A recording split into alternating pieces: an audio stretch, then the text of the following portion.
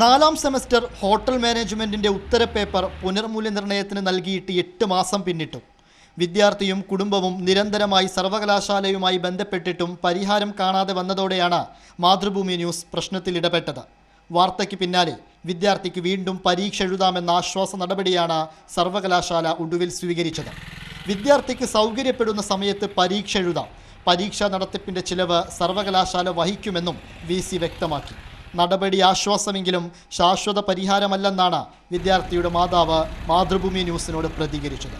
ആ പേപ്പർ അവന് നാട്ടിൽ വന്നിട്ട് എഴുതാനാണ് അവർ പറയുന്നത്. നമ്മൾ നല്ല സാമ്പത്തിക ബുദ്ധിമുട്ടുള്ള സമയത്താണ് അവനെ അങ്ങോട്ട് UALക്ക് പറഞ്ഞയച്ചിട്ടുള്ളത്. അപ്പം അവിടുന്ന് അവർക്ക് അവനക്ക് ലീവ് ഇപ്പോഴൊന്നും കിട്ടൂല. കുറച്ചായിട്ടുള്ളൂ പോയിട്ട്, അതുകൊണ്ട് ലീവ് ഇപ്പോഴൊന്നും കിട്ടൂല.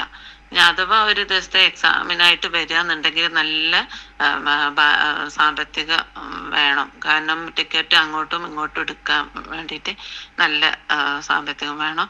പിന്നെ നമ്മൾ ചെയ്യാത്തൊരു കാര്യത്തിനാണ് ഇത്രയും ബുദ്ധിമുട്ടും ബാധ്യതയും നമുക്ക് വരുന്നത്.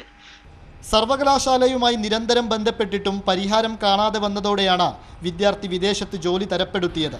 ഇക്കഴിഞ്ഞ ജനുവരിയിൽ വിദ്യാർത്ഥിയുടെ കുടുംബം പരീക്ഷാ ഭവനുമായി ബന്ധപ്പെട്ടപ്പോഴാണ് ഉത്തരക്കടലാസ് കളഞ്ഞുപോയെന്ന വിവരം ലഭിച്ചത്. ഉത്തരക്കടലാസ് കാണാതായതിൻ്റെ ഉത്തരവാദിത്തം കാലിക്കറ്റിലെ പരീക്ഷാ ഭവനാണ്. വിദ്യാർത്ഥിയുടെ അക്കാദമിക വർഷം നഷ്ടപ്പെട്ടതിലും പൂർണ്ണ ഉത്തരവാദിത്തം കാലിക്കറ്റ് സർവകലാശാലയ്ക്കുണ്ട്.